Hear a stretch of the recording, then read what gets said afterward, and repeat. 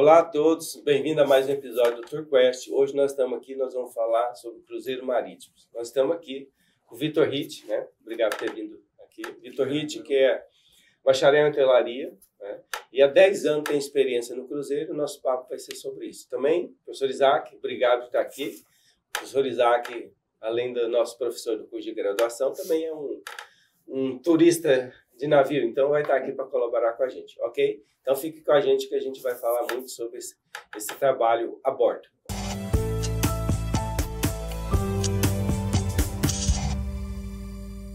Vitor, bem, prazer estar aqui. Obrigado por ter vindo à nossa universidade, falar da sua experiência de 10 anos, né? Trabalhando a bordo. Não sei se você classifica assim, mas trabalha a bordo. E sim, nos conta um pouquinho de você. Você é bacharel em hotelaria, né? Isso. Como que foi a tua formação? Eu sou bacharel em hotelaria, fiz faculdade no Senac, de Santo Amaro, São Paulo. Me formei em 2013. E aí, dentro da faculdade, eu não vi muito sobre a vida a bordo. Não sei se hoje em dia algo mudou, mas quando eu fiz a faculdade, não tinha muita essa ênfase sobre a vida a bordo, sobre trabalhos em cruzeiros. Era basicamente a hotelaria tradicional. A hotelaria tradicional. E só que eu tenho um amigo que trabalhava e eu me inspirei nele. Fui atrás, fui buscar a informação. Mas isso na graduação você já via no último ano da graduação. Como perspectiva isso daí de trabalho? No último ano, assim. Antes eu nunca tinha ouvido falar nada. E aí no último ano, esse meu amigo trabalhava no navio. E eu fui atrás, fui procurar como que podia, como fazia, quais eram os departamentos, porque eu não conhecia nada. Agora, em termos das companhias marítimas, elas buscam esses bacharéis em hotelaria? É um mercado recorrente, assim? Depende se você vai para o navio trabalhar na parte do hotel, algumas companhias, sim, principalmente depois do Covid, que eles ficaram muito mais rígidos em todos os aspectos. Eles buscam por pessoas qualificadas na área. Claro que existem pessoas que não são formadas em nada ali, tem só a formação do ensino médio mesmo. Mas quando você tem a formação é muito mais... Na época que eu fui, não. Na época que eu fui, você falava os idiomas. Agora, se você tem a formação, bacharel em hotelaria, tem um peso, mas também o idioma tem um peso maior. O idioma tem um peso maior. O idioma, a experiência. Existem pessoas, porque no Brasil, para você trabalhar num hotel, muitos dos hotéis não te solicitam uma formação superior. Tem hotéis que sim, por exemplo, Sheraton, Hilton, Hyatt, Grand Hyatt, sim, te exigem a formação superior. Mas a grande maioria dos hotéis não te exigem. Então, se você tem o idioma, você já tem a porta aberta para trabalhar na hotelaria, em hotéis e navio também. Mas e você chegou nem como estagiário a trabalhar na hotelaria tradicional? Sim? Nesse período de 10 anos eu fiquei alguns momentos fora e eu trabalhei no Sheraton WTC, em São Paulo, e trabalhei no David Prime, em Campo Grande. Vou deixar por último, mas eu já ia perguntar o que você prefere, né? A bordo ou outro, mas vamos deixar para o nosso final da entrevista. Tá bem. Ok?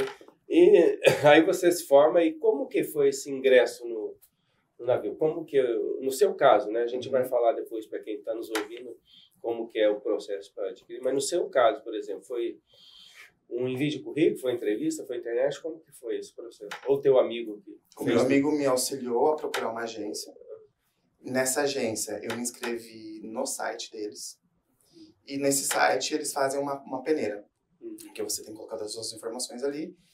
E passando por essa seleção no site, eles te convidam para uma entrevista. E aí começa o processo seletivo. Isso já na companhia internacional. Qual foi a primeira companhia? Não, a agência ela faz uma primeira entrevista para ver o seu perfil, onde você se encaixa, esse tipo de coisa. E eles decidem qual companhia vai te indicar. Você que trabalha com lá. Nessa época, que ano foi isso? 2014. Já existia as costas brasileiras abertas para as companhias internacionais. Existia. Porém, quando eu comecei a carreira de vida a bordo, eu fui para uma companhia que não fazia mais Brasil, que é a Royal Caribbean. A Royal Caribbean veio para o Brasil muito tempo e ele ficou um período sem vir para a temporada brasileira que foi nesse período que eu comecei a trabalhar a bordo. Então, pelo que eu entendi, tua seleção você fez aqui para entrar na Royal Caribbean, mas tua primeira viagem a bordo não saiu do Brasil?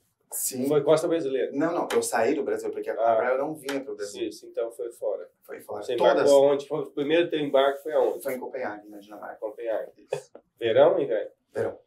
Pegou os países nórdicos, né? Eu embarquei em Copenhague, eu fiquei 2 semanas fazendo os países nórdicos, depois eles foram para o sul, enfim, eu fiquei bem pouco nos países nórdicos nesse período que eu entrei. Mas você pegou o inverno também? Peguei. Ao longo do tempo, trabalhando na bordo, eu peguei o inverno. E é muito diferente ou não? Estando no navio, tá de boa? O clima? Não, para trabalhar, assim, no dia a dia do trabalho, tanto faz. Porque quem está embarcado não tem esse clima. O clima de frio ou quente, você quer dizer? Dos dois, qual que é melhor você trabalhar no navio? Então, o clima dentro do navio sempre vai ser gelado, porque tem ar-condicionado. Então, indifere como está lá fora. O que acontece não... Você pelo menos para mim, como trabalhador. Sim, o professor Isaac pode falar como passageiro, né? Não sei se você... Sim, realmente embarcou no gelo. Os navios, eles têm uma climatização, né? E você só sente mesmo o tempo quando você sobe no último deck, né? No deck da piscina e assim por diante. É até interessante essa pergunta porque realmente a gente sente, né, essa diferença de temperatura. E é comum à noite, por exemplo, dentro dos navios, né, principalmente nos jantares de gala ou mesmo nas festividades de teatro que acontece antes ou depois do horário de jantar, você sempre está com uma roupa que vai te proteger um pouco do frio. Porque, além do ar-condicionado, se você vai depois para a ceia da meia-noite no último deck, você vai sentir a brisa do mar, que é diferente da temperatura de dia, né? Que normalmente você está na piscina ou numa jacuzzi e assim por diante. Agora, uma curiosidade. Esses grandes navios, né? Não sei o nome dos navios que você vê, mas eles são preparados para fazer os 7 mares, vamos dizer. Não tem diferença de um que vai ali para a Dinamarca ou para o Mediterrâneo, em termos de estrutura, né? Não, eles são preparados para todos os climas. Agora tem os menores, vamos dizer assim, mais específico aí com a geleira. Sim, varia muito, mas geralmente geleiras são navios menores. E mais estruturados. Exatamente. Que também tem os que podem fazer fluvial, né? Acho que ali é uma região que tem bastante fluvial, né? Tem. Essa vertente do fluvial eu não... Que já é bem menor. Né? Não sei explicar, não sei aprofundar. Agora, de coisas, tirando o gelo, o que pode ser inusitado, né? Antes de falar da função que você faz, o que pode ser inusitado além disso daí? Porque o navio, por exemplo, no deck que ele está falando, tem piscina, né? Última coisa. Nesses lugares de inverno, como é que faz? Tem a outra piscina aquecida? Aí são algumas opções de piscina, um solar, que é fechado, é quente. Tem muito entretenimento dentro do navio. Então, se é frio, você não precisa sair. Agora, dos 10 anos que você está aí trabalhando em 3 companhias diferentes, você falou? Sim. Quais foram as funções que você desenvolveu? Eu sempre trabalhei no guest service do navio, recepção. Isso foi a opção tua? A companhia pela tua qualificação? Foi pela minha qualificação e eu queria isso. E o determinante aí é o quê? O idioma? Quantas línguas você fala? É o idioma. Eu falo inglês, italiano, espanhol e o português. Então, para o navio, independente do cargo que você vai exercer, obrigatoriamente você tem que falar inglês. Porque toda a comunicação interna, ela é feita em inglês. O seu chefe vai falar com você em inglês, os anúncios, os treinamentos de emergência, tudo em inglês. Então, para você entrar, o mínimo você tem que falar inglês. E para a recepção, para o hotel, em geral, é o inglês e mais um idioma. Então, assim, às vezes eles pedem o terceiro idioma quando estão fazendo lugares muito específicos. Ásia, por exemplo, Japão, China, aí eles pedem a língua de lá, como no Brasil. Aí parte da tripulação tem que obrigatoriamente falar aquele idioma. Quando os navios eles vêm para o Brasil, existe uma lei que obriga todas as companhias que fazem a temporada brasileira a pelo menos 25% da tripulação falar o idioma português. Victor, eu gostaria que você falasse um pouco sobre o contrato de trabalho. Qual a diferença do seu contrato de trabalho, que trabalha na recepção, para os demais funcionários que trabalham, por exemplo, na parte mais operacional do navio? Bom, todas as pessoas que vão trabalhar no navio, em geral, independente da nacionalidade, eu digo cargos como abaixo de oficiais da Marinha, cargos normais, recepção, garçom, camareiro, todo mundo vai assinar um contrato para trabalhar 12 horas por dia. Então, nessa está todo mundo igual.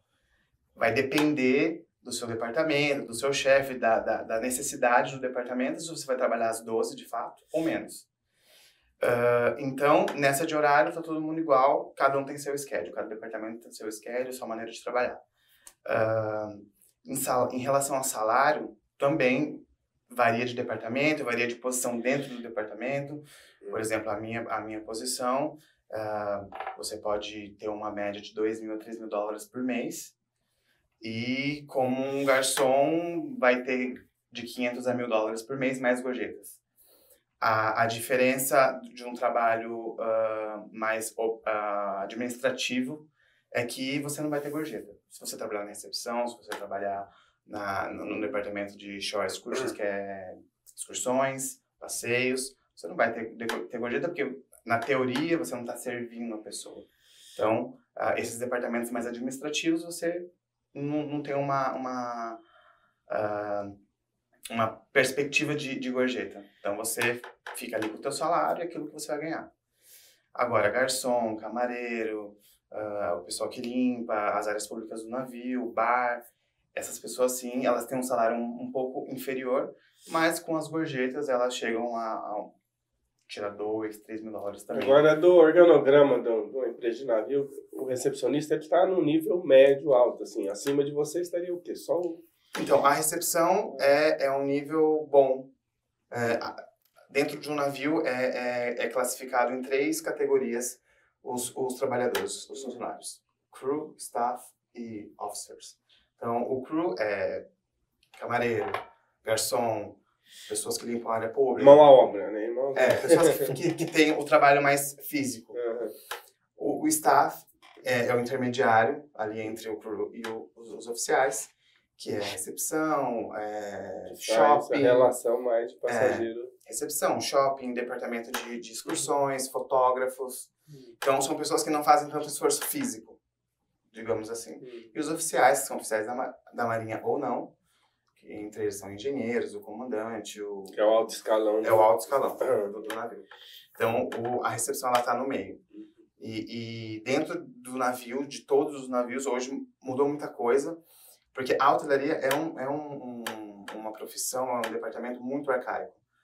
E num navio, então, que são militares, que tem esse sistema militar, é um pouco mais atrasado nesse sentido. Então, a hierarquia é levada muito a sério a bordo. Agora, eu tenho uma curiosidade, assim, um navio desse que vai, o maior, por exemplo, quantas pessoas e quantos... 10 mil passageiros. Eu nunca estive num navio desse, mas o maior, 10 mil passageiros. 10 mil passageiros, quantas cabines aí? Vamos supor. 10 mil passageiros são 3 mil cabines. Que é um baita de um hotel, vamos dizer assim, né? E é uma recepção com isso tudo? Um navio desse tamanho, não. Aí são 2, 3 recepções. Entendendo? Mas também, eu acho que ainda nós não temos um navio para 10 mil passageiros. Acho que o maior navio do mundo, que é da Royal Caribbean, ele deve estar no máximo 6 mil passageiros. Em cabines duplas e triplas, né? Então, acho que essa estimativa de 10 mil passageiros confinados dentro do navio, ele acaba não... Eu achei que era por deck, eu imaginava que cada deck tem sua recepçãozinha. Então, não, é uma geral. Bom, Victor, o que eu quero fazer uma pergunta para você que é de interesse dos nossos acadêmicos de turismo. É a respeito do que você faz no seu tempo livre e se você tem muito gasto dentro do navio ou não tem, e quanto você consegue economizar para depois investir no Brasil ou fazer uma reserva e assim por diante. Bom, no meu tempo livre eu durmo. Sinceramente, eu durmo. Tempo livre a bordo, né? Tempo 12 horas. Exatamente, são 2 horas trabalhando, 2 horas de descanso não corridos. Então, eu durmo ou desço para passear. Então, são essas opções basicamente que todo mundo faz. Ou você dorme ou você sai para passear. E em relação a gastos dentro do navio, vai depender de você. Por quê? Comida e bebida não alcoólicas. a companhia provê aos funcionários. Então, comida e bebida você tem ali 24 horas para você poder comer e beber. Água, suco e alimentação. Se você quer um chocolate, um refrigerante, uma cerveja, algo que não está ali, você tem que pagar. Então, vai de você comprar ou não. Agora, você citou 12 horas não corrida, então não corridas. Pode ter trabalho 6 e 6, é isso? Vou falar uma escala. Geralmente, eu entro 7 da manhã, vou até as 11 da manhã. Aí, das 11 às 5 da tarde eu tenho livre, e aí das 5 à meia-noite, 1 da manhã eu trabalho. Então, geralmente é dividido em 2 turnos de 6. Exatamente. Agora, esse tempo livre, no que o professor Isaac perguntou que fica ali, tem muitas opções, né? Porque tem um deck só de funcionários, onde você pode praticar esporte, tem as festinhas e tal, ou não? Sim, a tripulação ela tem o deck que é restrita só à tripulação, onde tem academia, bar, piscina, enfim, todo o entretenimento que o passageiro tem, o tripulante também tem muito mais reduzido, mas a gente também tem, geralmente, do nível 0 para baixo do navio. Alguns cargos, alguns departamentos permite que o tripulante frequente a área de passageiro, como piscina, academia, os bares. Também existe essa interação? A recepção é um departamento que tem livre acesso à área de passageiro. Obviamente você tem que estar uniformizado e... Vocês, servidores, frequentam a área de passageiro, mas o contrário não existe. O contrário existe. Existe também? Porém, é uma vez no cruzeiro. A pessoa paga para conhecer a área de tripulante. Ela não tem livre acesso. Ela paga para fazer um tour ali. Conhecer os bastidores. Conhecer os bastidores. Tipo, outra curiosidade que eu tenho é a questão do quantos cozinheiros tem um navio desse. Mas seria muito interessante conhecer a cozinha, né? O processo. Isso. É o lugar que as pessoas têm mais curiosidade. E a questão da reserva financeira, já que você não tem muitos gastos, a não ser quando você desembarca em terra para fazer um passeio local, você consegue fazer uma economia, guardar o dinheiro para projetos futuros? Eu acho que o objetivo principal de todas as pessoas que vão trabalhar em navio é o dinheiro.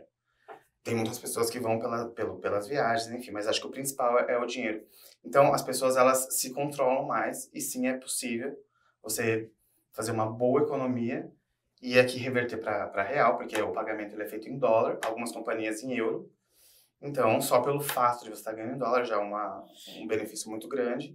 E se você conseguir ali se controlar, você consegue, em média, guardar 8, 10 mil dólares por contrato. E reverter isso aqui no Brasil, fazer, enfim, investir. Então, assim, você até recomendaria para quem está iniciando a carreira aí, é um bom negócio por esse estágio, além da experiência, né? É um bom negócio financeiro e a experiência. Claro que não é um mar de rosas, você vai trabalhar muito, mas é um trampolim, assim, para quem quer investir, para quem quer mudar literalmente de vida. Agora, vamos dizer assim, psicologicamente falando, assim, o contrato são de 7, 8 meses, né? São 7, 8 meses, mais ou menos. Como que é encarar 7, 8 meses fechado, assim? Porque eu imagino que o Isaac foi uma semana no navio, ficou de boa, né? Mas 7, 8 meses, assim, a pessoa tem que ter um preparo para isso ou não? Aquilo ali nem se percebe lá dentro? Por experiência própria. Tua primeira viagem. Você não percebe mais que você está preso ali. Aquilo ali vira a tua realidade. E é uma cidade. Então, assim, você até esquece do mundo fora. Mas claro que chega um determinado ponto do seu contrato, dos seus meses lá dentro, que certas coisas tornam-se um pouco mais difíceis. Mas, no geral, coisas difíceis lá, coisas difíceis aqui. Tem tudo isso, né? Também que tem que considerar quem está começando. Exato. Uma das curiosidades também que os alunos possuem é a interação entre o funcionário da companhia marítima e o turista.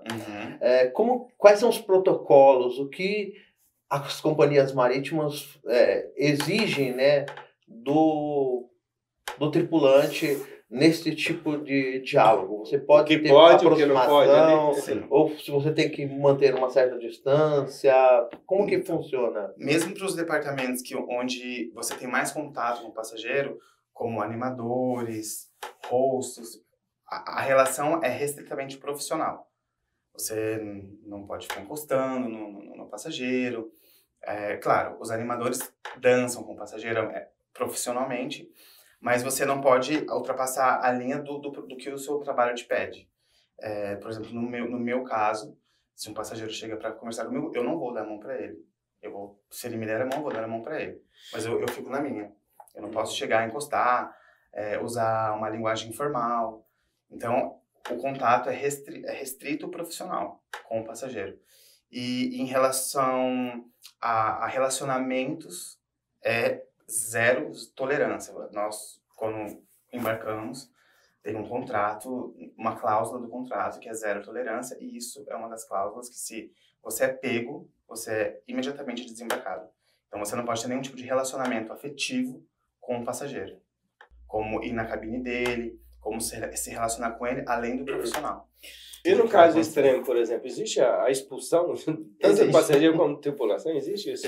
Existe a expulsão de tripulante, pelas regras que a gente sabe que temos que seguir, quanto de passageiro. Passageiro, por essa questão de assédio, já havia alguns sendo desembarcados por questão de assédio, mas sempre é o comandante que vai decidir se ele vai desembarcar ou não. Mas eu vou fazer uma pergunta que é recorrente aí na internet, que a gente vê hoje no nosso mundo das mídias aí, né? Uma das críticas que tem, fugindo um pouco do assunto, sobre o cruzeiro, principalmente no Brasil, é o processo de embarque. Então, eu imagino que os nossos portos não estejam estruturados adequadamente como um porto europeu para embarque. Então, a gente vê cenas aí de pessoas, 200, 300 pessoas numa fila para embarcar. Muito mais de 200 pessoas numa fila. 2.000, né? Tem que atualizar esse número aí. Mas isso é também na Europa, esse processo, ou não? Lá ele já tem uma cultura, ele tem infraestrutura melhor, não vê tanta pior. Na Europa depende do porto, é melhor, mas em geral é sempre um pouco caótico, embarques e desembarques. Aqui no Brasil é um pouco mais estruturado, mas na Europa também existem portos. Agora, é uma curiosidade, ali a gente vê sempre as cenas lá do porto fora, né? Quando embarca, esses BO vão para a recepção direto? Também é São problemas externos que se tornam internos, sim, muitos. Aí vocês também já vão receber um passageiro que já está 2 horas de fila, estressado. O problema típico é mala quebrada. Por mais que foi a companhia aérea que quebrou, o problema é resolvido a bordo. Porque a mala chegou quebrada lá. Então, é lá dentro que a gente resolve. Isso é um problema de todo dia. Mas o embarque do navio, ele entra com a mala, né? Ou não? Não. Ele despacha a mala? Ele despacha a mala. Vai receber em na alguns cabine. casos, tem passageiros que entram com a sua própria mala, mas em uma grande maioria, a pessoa despacha. Tanto no próprio porto, quanto com a companhia aérea. E a mala ele vai ver só na cabine? Só na cabine. Isso quem que faz? Tem mensageiro? Na minha época eu trabalhei como mensageiro no hotel, não sei. Não se chama mensageiro dentro do navio, mas tem o departamento que cuida de distribuir cada bagagem em cada cabine. Sim. É um trabalho árduo do dia inteiro. É das 7 da manhã, digamos, quando começa o embarque. Às vezes tem passageiros que vão receber a mala à meia-noite. Então, assim, é muita gente, muita mala e um departamento reduzido para fazer esse trabalho. E qual que é a situação mais inusitada que você já passou no navio, né? Porque a gente viu, tivemos aí, até inclusive acidente, né? É recente, né, da costa italiana lá, que teve um acidente por falha pessoal do comandante, né? Mas qual que é o maior perrengue que você pegou, assim, de situação inusitada? Então, perrengue de mau tempo existe muito, mas teve uma vez que existe uma escala de tempestade, de força 1 a força 10. Então, a gente pegou uma força 7 e passamos por um ciclone de ventos de 200 km por hora. Então, o navio, ele inclinou 20 graus. Isso quer dizer que até o terceiro andar do navio ficou submerso. O navio virou até o terceiro andar. Então, foi uma situação bem complicada, onde o comandante fez anúncios para a tripulação irem até o seu ponto de emergência, porque cada tripulante ali a bordo tem uma responsabilidade com um determinado quadrante do navio para ajudar o passageiro a se salvar e o próprio tripulante a se salvar também. Então, nesse caso, o próprio comandante deu a ordem dos tripulantes irem até o seu local de emergência. Então, assim, foi uma situação bem crítica, porque isso nunca tinha acontecido. 20 graus é uma inclinação forte. É uma inclinação muito forte. Bagunça tudo lá dentro. Quebrou tudo, tanto que ficamos parados uma semana para consertar tudo. E é bem assustador, porque nós que trabalhamos lá, bastante inseguro com a situação, e os passageiros em pânico. Isso foi aonde? Foi da Croácia para Espanha. Mediterrâneo. O que eu queria perguntar para você também, que é uma curiosidade, né, de nossos acadêmicos, é a respeito de uma pessoa vir a falecer a bordo. O que acontece, qual é o procedimento, qual é o protocolo que as companhias, né, trabalham nesse sentido? Quando um passageiro ele falece a bordo, quem vai decidir o que fazer é o membro da família que está junto com ele, o amigo, a pessoa que tá com essa pessoa que faleceu. Existem alguns casos. Estamos em alto mar, a pessoa pode escolher, não a pessoa que faleceu, o membro da família pode escolher fazer o desembarque por helicóptero e já levar a pessoa embora, ou esperar até o próximo destino para fazer o desembarque. Por conta da família, isso. E tudo por conta da família, tudo. Inclusive, caso a pessoa, por exemplo, a pessoa passou mal, foi para o hospital do navio, teve que tomar remédio, fazer exame, etc. Inclusive isso é por conta da família. O hospital, o que tem a bordo, ele não é incluso no pacote. É um serviço à parte, é uma clínica à parte. Mas enfim, a família vai escolher levar embora, esperar o próximo porto. Caso ela espere o próximo porto, dentro do navio tem um necrotério, onde cabem 2, 3 pessoas, e eles colocam lá até chegar no próximo porto. Nesses casos, é bom a gente ressaltar a importância, né, de um seguro de viagem que dê cobertura para cruzeiros marítimos, né? Porque se a pessoa não tem um seguro de viagem, o custo para trasladar um corpo do alto mar para a terra de helicóptero não é barato, né? Não. Dentro do navio não há como fazer cremar, né? E desembarcar no próximo porto. Se o turista é de um outro país, também existe um transporte aéreo. Então, essa é uma situação que é atípica e que é importante, né? O cruzeirista sempre ter um seguro de viagem que dê uma cobertura para cruzeiros marítimos, né? E que muita gente esquece de fazer o seguro de viagem quando viaja, mesmo dentro do Brasil. E é um caso muito comum, né? Então, é bom de ressaltar, né, essa questão. Nesse caso, então, até é bom porque até o próprio hospital é pago, né? Então, qualquer dor de cabeça que ele tiver... Isso. Mas nesse caso do seguro, as pessoas também que vão fazer um cruzeiro, elas têm que ficarem muito atentas, porque hoje em dia o seguro ele te ressarce. Você não tem o direito ali dentro de fazer a consulta, enfim, e já está pago. Você vai desembolsar. Você vai desembolsar o dinheiro e depois ele vai te devolver. Então muitas pessoas ficam nessa dúvida. Como assim? Eu comprei um seguro, agora eu tenho que pagar, então fica atento no contrato. Quais são as reclamações mais comuns dos cruzeiristas lá na recepção? Porque a recepção basicamente é o centro nervoso, né, do navio. Então quais são as mais comuns que você sempre... Problemas internos, barulho. Essa é a reclamação principal dos passageiros, barulho dentro da cabine. Então, à noite, fica silêncio e você consegue ouvir muito mais barulho. Então, a principal reclamação de passageiro a bordo, problemas a bordo é o barulho. Problemas que vêm de fora, mala quebrada. Mas o barulho, você está falando, da tripulação, dos passageiros ou não? Varia muito. Pode ser a tripulação trabalhando, pode ser barulho do mar. O local da cabine dele. O local que é perto de uma balada. Um barulho do próprio navio. Então, assim, existem N tipos de barulhos e isso é o que mais as pessoas reclamam a bordo. Agora, falando de carreira, assim, porque nós até já fizemos aqui no podcast, entrevistando um ex-aluno nosso, né? E a percepção que eu tenho, eu não consigo ver, assim, um profissional, você tem 10 anos, você tem bastante tempo, né? É uma carreira interessante, você recomendaria como carreira, assim, tipo, eu vou seguir nessa profissão, eu tenho como ascender mais no navio ou não? Você tem como ascender dentro do navio, só que é muito mais difícil do que em terra. Então, se você quer, eu recomendo. Você vai demorar alguns anos aí para ascender dentro do navio. Mas em terra as coisas são mais fáceis porque existem leis trabalhistas, né? Mas a bordo você leva um tempo maior, só Mas que aí, sim, no caso, acho que, imagina, o requisito maior para você ascender seria, quanto mais experiência, melhor. quanto mais experiência, quanto mais contratos, melhor. Exatamente. Interessante. Então, tem companhias que, a partir do quarto contrato, você já vira um supervisor. Depende. Você comentou que, por exemplo, que uma das situações mais inusitadas é com relação ao tempo, mudança temporal em alto mar, algo parecido, né?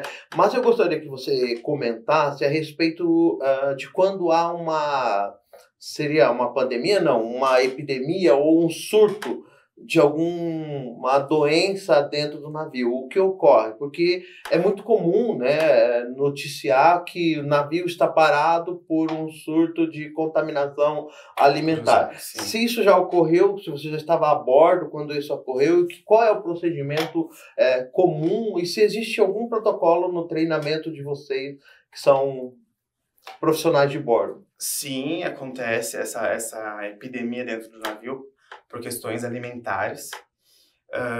Isso afeta muito mais as pessoas que trabalham com comidas e bebidas dentro do navio.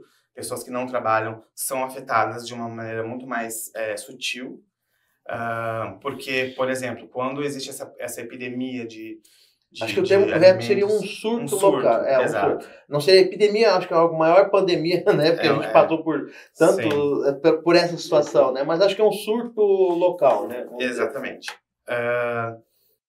Os passageiros, eles não têm mais contato com a comida, então os departamentos de restaurante têm que disponibilizar muito mais trabalhadores para servir aquele passageiro do que se ele mesmo próprio pudesse se servir. Porque aí já entra num estágio onde ninguém pode tocar em talheres, copos, tudo tem que ser limpo a cada 15 minutos.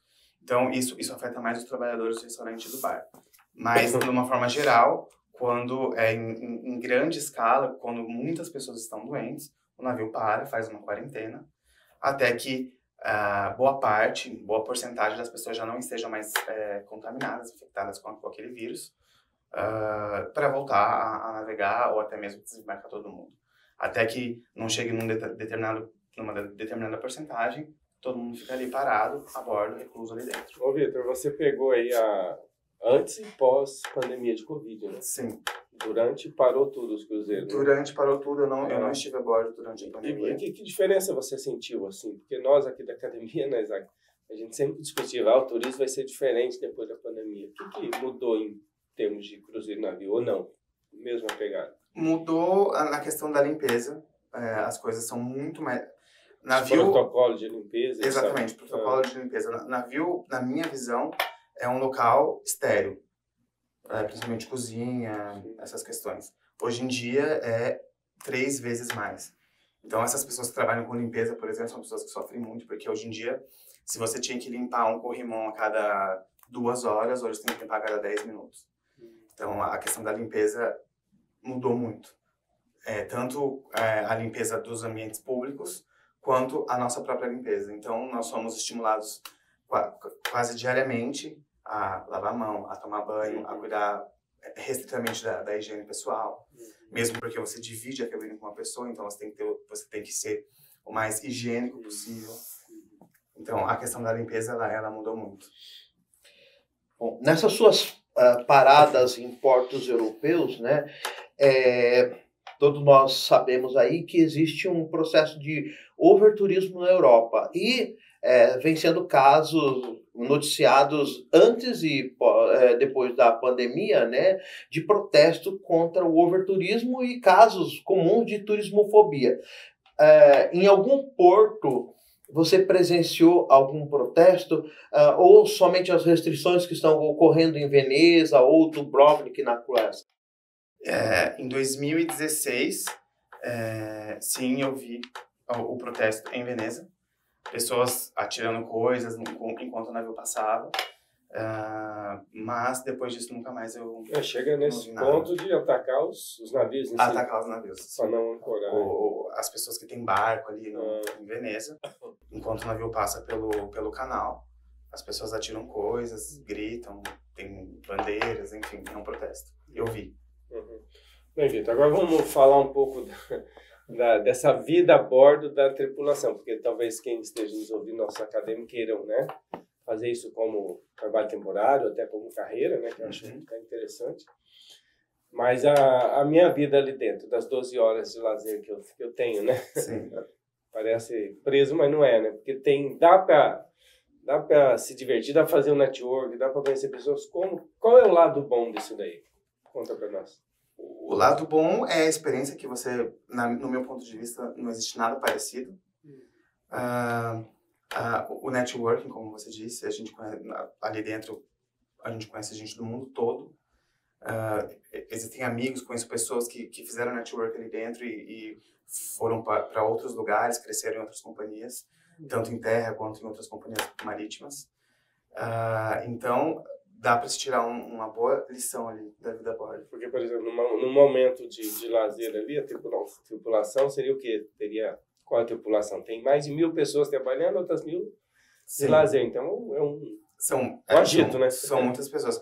Claro que, como cada departamento tem o seu horário de trabalho, nem sempre você vai cruzar com as pessoas.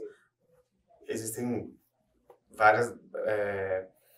eu encontro várias pessoas no navio que estão ali há 5 meses a bordo, eu estou há 6 meses a bordo, e foi a primeira vez que eu vi a pessoa. Então... E você gostava mais do que nesse tempo? De esporte, das baladas? O que tinha? No tempo livre, eu prefiro sair e passear. O que eu mais gosto de fazer é descer do navio e conhecer exatamente nas paradas. Quando o navio está em navegação e eu estou de folga, eu vou dormir. Como todo. Porque eu vi uma vez as fotos da área de lazer do pessoal jogando bola. Aí tem as festas dele, tem as festas da tripulação. Então, a partir das 10, 11 da noite, quando já está todo mundo liberado, tirando as pessoas que trabalham durante a madrugada, que é um time muito menor, e aí sim dá para aproveitar a festa, jogar bola, vôlei, tem a parte de entretenimento para a tripulação é bem legal. Quem faz isso é o RH do navio. Então, tem chefes de RH que se importam muito com a tripulação e disponibiliza várias atividades para a tripulação.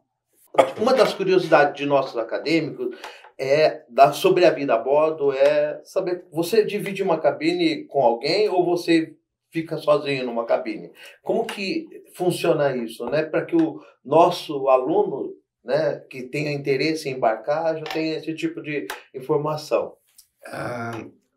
Os tripulantes, entre crew e staff, todos eles dividem a cabine.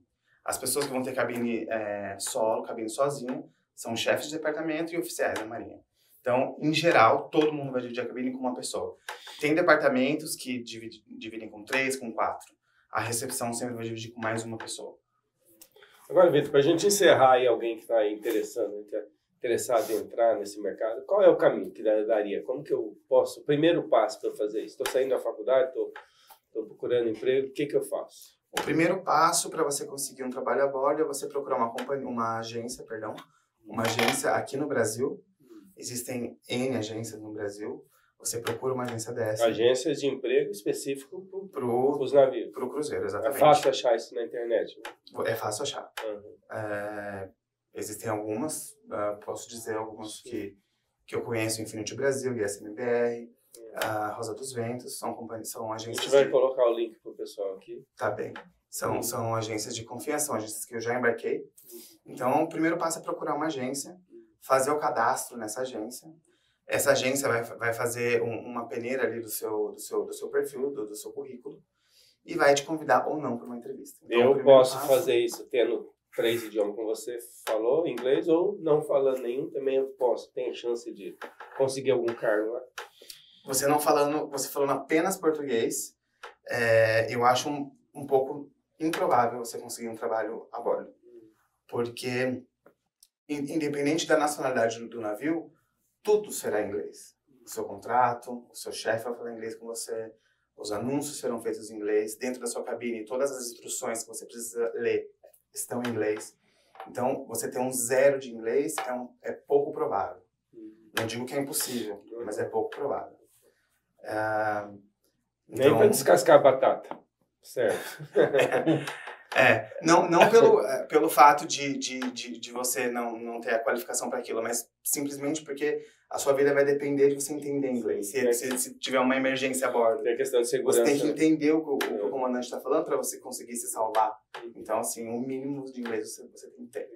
Tem que saber. Aí, beleza. Essa agência é o caminho, é por aí. Que aí você vai dizer que... Exato. E o segundo passo, vamos supor que eu seja selecionado. Você sendo selecionado, essa agência vai te enviar para a companhia que ela acha mais adequada para você, ou para a companhia que eles têm disponibilidade no momento, e dali você vai fazer um processo seletivo com a companhia. De novo, a entrevista é em inglês, então se você não tem inglês, Sim. Como você vai fazer? Então a agência faz uma triagem para mandar para a companhia. E ali, essa entrevista ela é feita em inglês. Você passando por essa entrevista, você vai fazer uma entrevista com o chefe do departamento que você foi aprovado. E passando por essa entrevista com o chefe de departamento, você começa o processo de documentação. O processo de documentação, basicamente, são 2 cursos da Marinha que você tem que fazer. Você tem que fazer os dois cursos, tirar o passaporte, tirar o visto americano de trabalho. Eu digo isso em companhias americanas, que é a companhia que eu trabalho.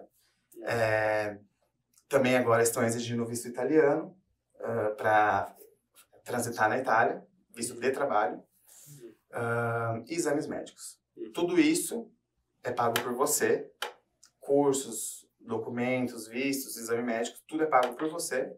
Algumas companhias te reembolsam algumas coisas, um exame médico, um visto, depende da companhia, mas você tem que estar preparado para ter esse gasto. Em média, uns R$5.000 você vai gastar. Agora, dessas grandes companhias internacionais, você citou uma americana que você trabalha, mas essas, Costa, Royal Caribe, elas são um padrão único, assim, tipo, de empresas boas para trabalhar. Assim.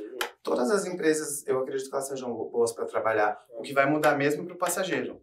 A qualidade, enfim. Mas para trabalho, eu acho que é meio que um padrão de todas as companhias. Não tem muita diferença de uma para outra. São poucas as diferenças de uma para outra para trabalhar.